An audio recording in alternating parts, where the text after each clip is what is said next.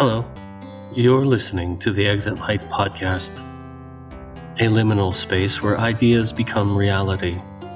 And sometimes what happens here can be a little too much for some. But don't worry, there's always a way out. Just follow the exit light. Then again, maybe it's safer in here. I am your storyteller, Eli Beals.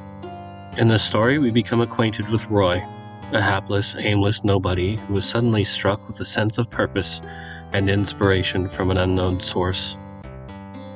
I think everyone can relate with Roy on some level, comfortable with merely existing, sinking ourselves into the comforts of inanity, until at some point we are compelled to get up off our butts and do something. This comes in the form of, say, moments of clarity, or a significant other providing some much-needed motivation or a swift kick in the pants.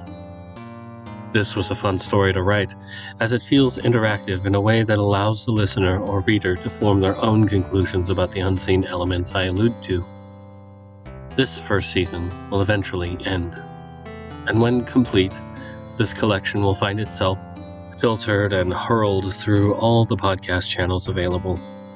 When that happens, perhaps I will open up a Discord to better engage with listeners and even connect with possible contributors. I don't know. It's a hazy, distant blur at this point. One thing at a time, I guess. Now, on to the story.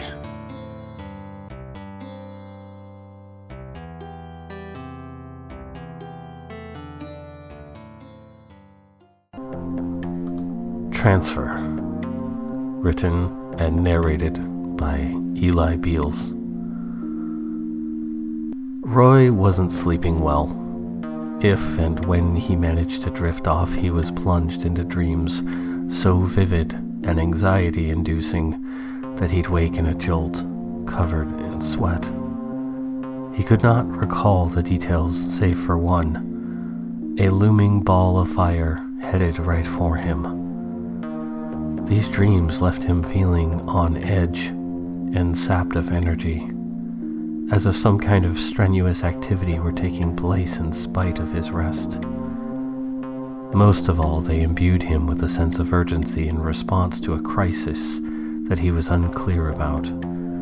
He didn't know why, just that he needed to hurry.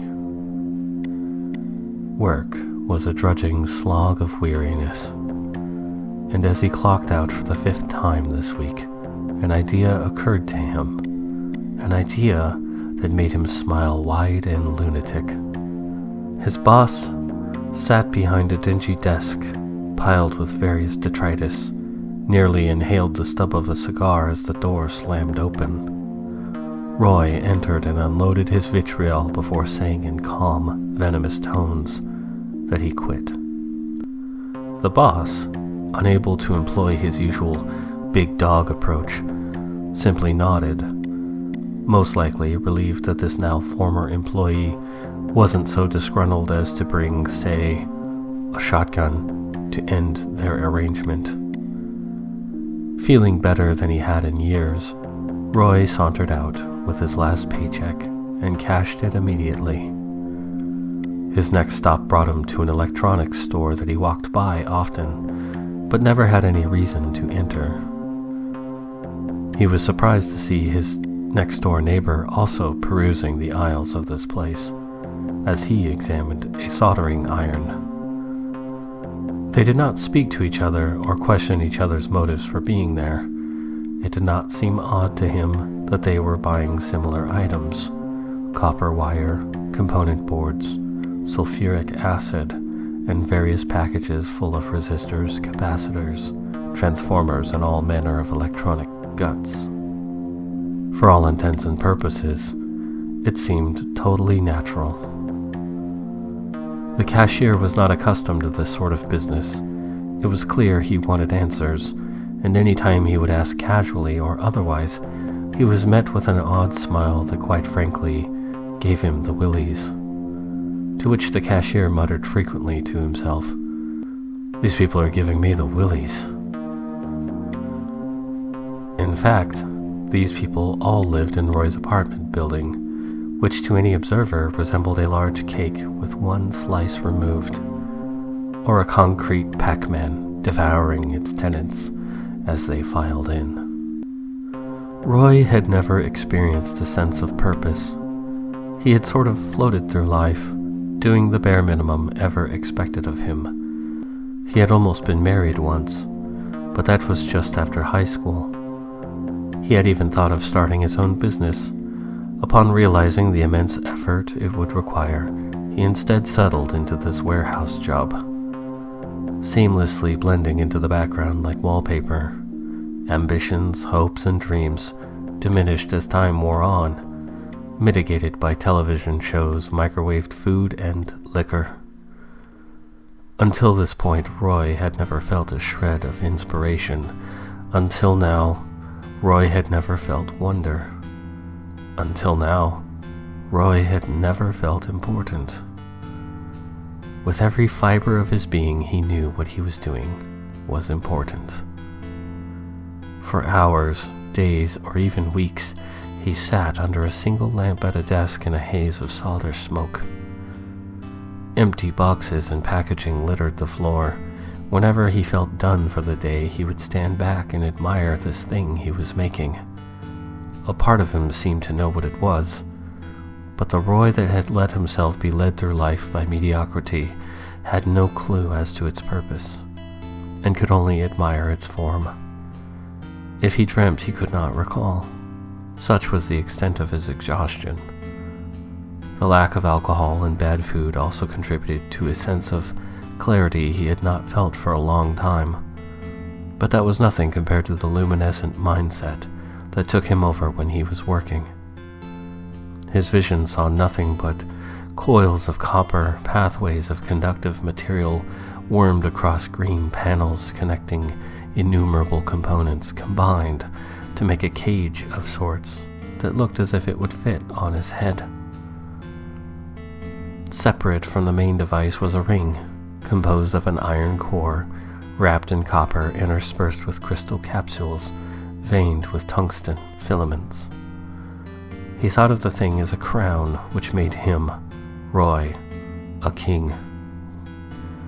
Every day he would find a box of rations outside his door, sometimes seeing his neighbors doing the same, just poking out of their units like hermit crabs, emerging only for sustenance. None of this seemed strange, and Roy only wondered how his device compared to theirs as he chewed a bite of his nutrient bar. Whatever these were, they eliminated any need to defecate.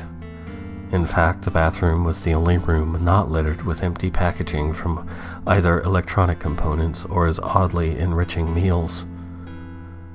He thought he must smell awful, as he had not bathed in weeks, which didn't particularly matter, as all he could smell was the constant perfume of hot, melted solder and copper shavings. Nearing completion of the project did not imbue Roy with any comprehension, and upon seeing the finished device under the solitary lamp, he merely stared with fascination. He had made something incredible, something fantastic. His eyes followed the lines and patterns of it to the back, where a thick cable ending in a sturdy 3-pronged plug. This detail left him puzzled, as he only saw such plugs on heavy machinery, which his apartment was not furnished with, as far as he knew. As he laid down to sleep, his sense of accomplishment became dogged by doubts, and his sense of inferiority that he had for years tried to drown in alcohol and mind-numbing distractions. What was he doing? What were all of them doing, for that matter? Was this just as meaningless and routine as the rest of it all? The constant churn of humanity, always moving, never really going anywhere. He decided not, and trusted this thread that pulled at him inexorably towards an undefined yet glorious destination. His last thought before falling away into dreams was that this must be how people feel when they find God. He awoke with a start. It was the fireball again, and heat, and terrible pain. He went to his door and found not a box of rations, but a small black case. The same black case sat in front of every door that he could see. There was no obvious way to open the case, as there were no latches or seams or any feature at all save for a small depression in its surface. He set this case near the device that sat complete and utterly baffling to him. Roy knew that whatever was happening would be happening soon, as the lights in his unit began to dim and pulse softly. Above his work desk was a metal panel caked in several layers of paint. It opened with a little effort, and there he saw the numerous little switches that directed electricity to the various outlets on the walls. He switched a few of them off and pried open a slot at the bottom. It was the exact shape of the plug on his device. He waited for a few moments before inserting it. The ring went on first. It hung like a bejeweled spike collar that was much too big for him. Next came the crown, which felt heavy but perfectly fitted to him. Finally, the black box with a slight depression on it, which he knew was meant for his thumb. As his thumb settled onto the groove, a razor-thin light transected the box, and it opened with a hiss. Nested in foam was a capsule, which he removed and popped into his mouth and swallowed. The lights flickered in alternating patterns with increasing frequency until they seemed to resonate, and once aligned, the lights went green. Roy reached out automatically to the circuit box and pulled the lever that would send power to the device he was wearing. He could feel the grip of it, like a hand pulling at the threads of his entire nervous system, forcing him to stand rigid. Shoulders back, hands at his sides, fingers extended pointing at the floor. The ring around his neck hovered at his jawline and began to slowly spin. As the ring gained momentum, a humming began deep in his skull, and more distantly, a second hum followed. The two sounds were gradually merging into one perfect note, gaining volume in his head as the ring spun faster. Thoughts that were not his own flooded his mind. Words like synchronization and resonance murmured in his brain like the first raindrops of a coming storm. Then images of a world lit in red hues, desolate cityscapes, massive open graves filled with bodies, and a sense of profound loss, desperation, and something else. Gratitude.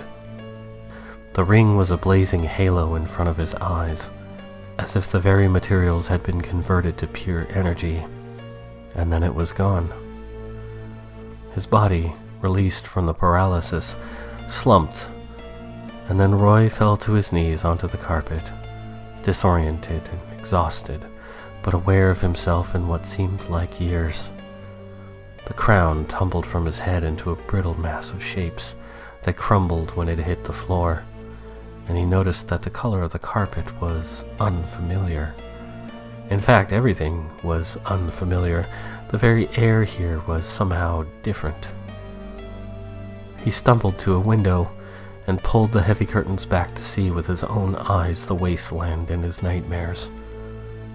At the horizon, a crimson sliver waxed into a full red face of lurid anger. Roy squinted his eyes as the dying star rose, immediately feeling its heat through the thick glass. Despite this discomfort, he marveled at how the skeletal city in the distance danced in the heat distortion. From narrow vents in the concrete ceiling, cool air breezed out, but there was a waning sickness to its sound, an intermittent lull as the system's motors struggled to keep turning. Blast doors slid shut like vertical eyelids, leaving his vision spotty in the now dim unit. The outside hellscape quite literally burned into his mind. When he could see again, he noticed the words stenciled in white on the outside of the blast doors. These last days of ours now belong to you. Thank you for your sacrifice.